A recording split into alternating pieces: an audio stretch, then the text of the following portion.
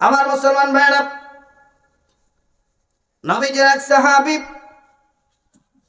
কেমন করে 100 গলা কাটা শহীদের সওয়াব, বদরের যুদ্ধে মুসাব, আমার মুসলমান ভাইরা খেজুর খাচ্ছিলেন। হাতেও ছিল খেজুর, মুখেও ছিল খেজুর। রাসূল যাচ্ছেন বদরের যুদ্ধে, জিহাদের ময়দানে। আর নবীজি বলছেন, কেউ যদি জিহাদের ময়দানে যায়, মরলেও শহীদ, বাঁচলেও শহীদ, জান্নাতি। সুবহানাল্লাহ বলেন। যদি শহীদ হয় জান্নাতি, আর বেঁচে ফিরলেও তারা জান্নাতি হয়ে যাবে। ওই সাহাবীরা বলছেন, ইয়া রাসূলুল্লাহ, আমি কি জিহাদের ময়দানে অংশগ্রহণ করলে জান্নাতি হব? বলে হ্যাঁ। হাতের মধ্যে খেজুর ছিল, মুখের মধ্যে খেজুর ফেলে দিলেন। রাসূলের সঙ্গে জিহাদের ময়দানে শামিল হয়ে গেলেন। সুবহানাল্লাহ বলেন। জিহাদের ময়দানে গিয়ে কাফেরদের সাথে লড়াই করছে, কাফেরদের সাথে লড়াই করছে। লড়াই করতে করতে এক পর্যায়ে বাম হাতে কোপ দেওয়া হয়েছে, ডান হাতে কোপ দেওয়া হয়েছে। আমার মুসলমান ভাইরা, হাতে ছিল কালিমার পতাকা, বাম হাতে নিলেন। বাম হাতে কালিমার পতাকা মাটিতে পড়তে দেয় নাই, 2 হাত দিয়ে কাটা অংশ দিয়ে চেপে ধরেছেন। আবার যখন ঘাড়ে কোপ দেওয়া হয়েছে, শরীরটা আলাদা, ধরটা আলাদা, দূরে পড়ে আছেন। আমার মুসলমান ভাইরা, নবীজির সাহাবী কালেমার পতাকা তখনও মাটিতে পড়তে দেয় না। ওই যে কাটা মাথা, ওই কাটা মাথা দিয়া কালেমার পতাকা পত্তর করে উঁচু করে ধরে আছে। দূর থেকে সাহাবীরা বলছেন, জিহাদটা কোনো শেষ হলোই না, কে আমাদের জন্য কালেমার পতাকা উঁচু করে ধরেছেন। কাছে গিয়ে দেখে নবীজির সাহাবী, যুবক সাহাবী, হাত নাই, পা নাই, শরীর নাই, মাথা আলাদা, কালেমার পতাকা দাঁত দিয়ে কামড়ে ধরে উঁচু করে ধরে আছেন। আর যেন তার ঠোঁটটা টিপ টিপ করে আওয়াজ হতেছে, কি যেন বলতেছে। নবীজির সাহাবী তার কানটা মুখের কাছে নিলেন, সে যেন বলতেছে এমন কথা। নবীজির কাছে গিয়া বলো, নবীজি যেই কালেমার পতাকা আমার হাতে তুলে দিয়েছিল, ওই কালেমার পতাকা আমি মাটিতে পড়তে দেই নাই। আমার হাত গিয়েছে, পা গিয়েছে, শরীর গিয়েছে, কাটা মাথা দিয়া আমি কালিমার পতাকা উঁচু করে ধরেছিলাম। আল্লাহু আকবার কর। নবীজির অন্ধ সাহাবী আব্দুল্লাহ ইবনে মাখদুম, অন্ধ মানুষ, অন্ধ, মিয়াতি শহীদ, 100 শহীদের সওয়াব কি করে পেতে পারে দেখেন।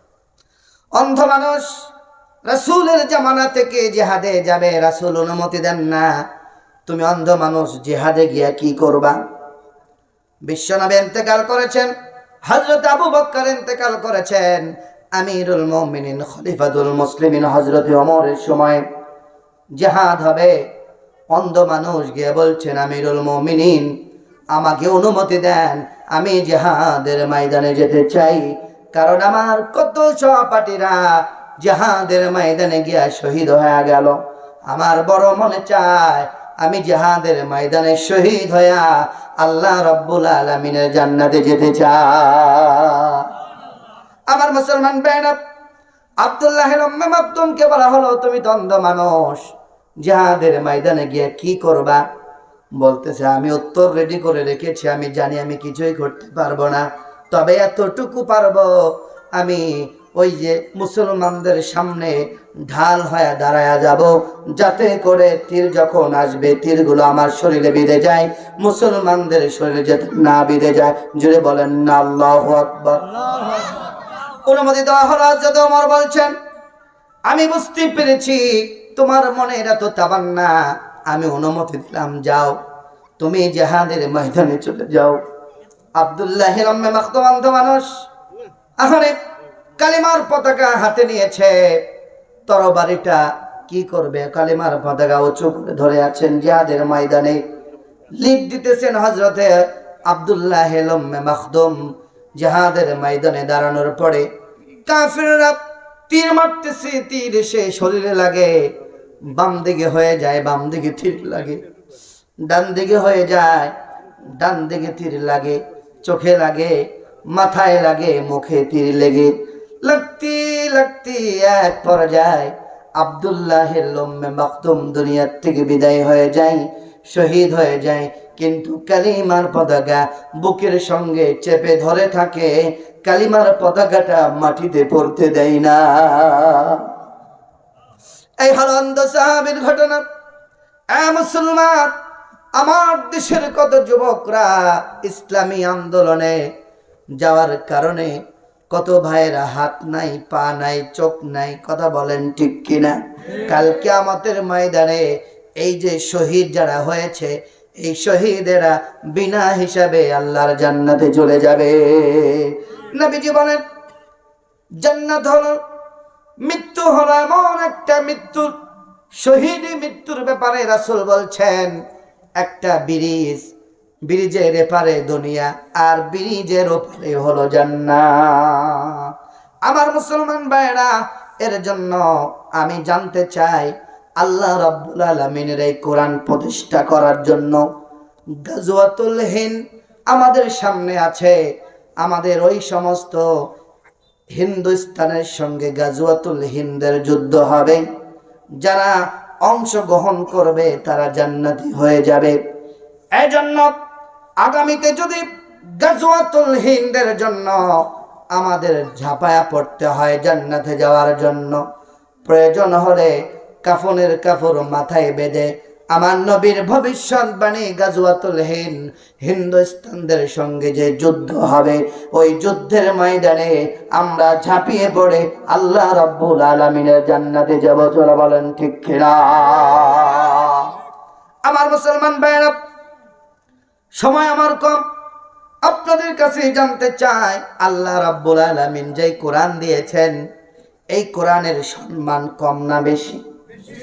কথা বলেন, কম না বেশি? এই কোরআনের এত সম্মান, এই কোরআনের এত মর্যাদা, এই কোরআনের সঙ্গে যারা লেগেছে, যারা ধরেছে, যারা ভালোবেসেছে, আল্লাহ রাব্বুল আলামিন তাদের সবাইকে মাফ করে দিবেন। কারণ কোরআন এমন একটা কোরআন, এই কোরআনের সাথী যারাই হয়েছে, কোরআন তাদেরকে জান্নাত পর্যন্ত পৌঁছে দিয়েছে। ঠিক কিনা বলেন? আমার মুসলমান ভাইরা, আজকে মাদ্রাসায় আল্লাহ রাব্বুল আলামিনের 99টা নাম শুনলেন। একজন এতিম সন্তান, বাবা নাই কিন্তু মুখস্থ করে ফেলেছেন 100। আল্লাহ রাব্বুল আলামিনের 99টা নাম। এতিম মানুষ, এরকম কত এতিম না মাদ্রাসায় পড়ে। আমরাও তো মাদ্রাসায় পড়েছি, আমরাও তো ধনী ঘরের সন্তান ছিলাম না, আমরাও তো মাদ্রাসায় পড়ে পড়ে আলেম হয়েছি। মাঝে মাঝে চিন্তা করি, যাদের কাছে আমরা আলিফ বাতা শিখেছিলাম, হেফজ পড়েছিলাম, আমাদের ওস্তাদরা অনেকেই দুনিয়ার থেকে বিদায় হয়ে গিয়েছেন, কিন্তু এই যে কোরআনের কথা বলে যায়, কোরআনের তেলাওয়াত করি, এই যত সওয়াব হয় শুধুমাত্র আমি পাই না, আমার ওস্তাদরা কবরে থেকে সওয়াব পেতে থাকে। তারা কবরে চলে গেছে, তাও সওয়াব পায়। এই যে মাদ্রাসায় তলবে ইলমরা লেখাপড়া করে, এই তলবে ইলমরাও যত বড় হবে, আলেম হবে, বড় বড় মুফাসসির হবে, মুফতি হবে, মাদ্রাসার প্রিন্সিপাল হবে, তারা যখন আবার মাদ্রাসায় তলবে ইলমদেরকে শিক্ষা দিবে, আবার তারা শিক্ষা দিবে একটা সিলসিলা, চেন সিস্টেম, কিয়ামত পর্যন্ত কত হাফেজ, কত আলেম তারা বানাবে। কথা বলেন ঠিক কিনা? কত আলেম বানাবে, কত হাফেজ বানাবে। ওই সমস্ত হাফেজ, ওই সমস্ত আলেমরা কিয়ামত পর্যন্ত যত কোরআন তেলাওয়াত করবে, প্রত্যেকটা কোরআন তেলাওয়াতের এক একটা হরফের বিনিময়ে আল্লাহ পাক রব্বুল আলামিন 10টা করে নেকি দান করে দেন। বলে সুবহানাল্লাহ। আমার মুসলমান ভাইরা, এজন্য আপনাদের কাছে জানতে চাই, আপনারা কি আল্লাহর কোরআনকে ভালোবাসেন কিনা? সবাই ভালোবাসেন? জানতে চাই, বলেন তো দেখি, আল্লাহ রাব্বুল আলামিনের এই কোরআনের মধ্যে পারা আছে কয়টা? 30টা পারা আয়াত আছে। কয়টা? 6666 মতান্তর আছে, 6635। ঠিক কিনা বলেন? প্রিয় ভাইরা, আল্লাহ রাব্বুল আলামিনের জান্নাতের তালা হবে কয়টা? বলেন। 6666টা জান্নাতের তালা। অনেকেই চিন্তা করে হুজুর পায়ে যে ব্যথা, মাজায় যে ব্যথা, 3 তলা বাড়ি তাই উঠতে পারি না, 6666 তলায় উঠবো কেমনে? আমরা 6666 চাই না, কোন রকম জান্নাতের বারান্দা দিলেই হয়, ঠিক কিনা গো? কিন্তু তা না ভাই, একজন হাফেজ কোরআন একটা করে পড়বে, একটা করে তালা উঠে পড়বে। যারা হাফেজ হয় নাই তারা কি করবে? তারা কি নিচতলায় থাকবে না? আল্লাহ পাক রব্বুল আলামিন বলবে, বান্দা তোর কয়টা সূরা মুখস্থ আছে, কয়টা আয়াত মুখস্থ আছে, পড়তে থাক। পড়তে পড়তে আল্লাহর জান্নাতে চলে যায়। আচ্ছা, তোর একটা সূরা মুখস্থ নাই, দুনিয়ার জমিনে হাফেজদেরকে ভালোবাসলি, কোরআনওয়ালাদেরকে ভালোবাসছিলি, আলেমদেরকে ভালোবাসলি, যা যা যা, এর বিনিময়ে তোদেরকে মাফ করে দিলাম। বলেন তো দেখি আল্লাহ রাব্বুল আলামিন মাফ করবে কিনা?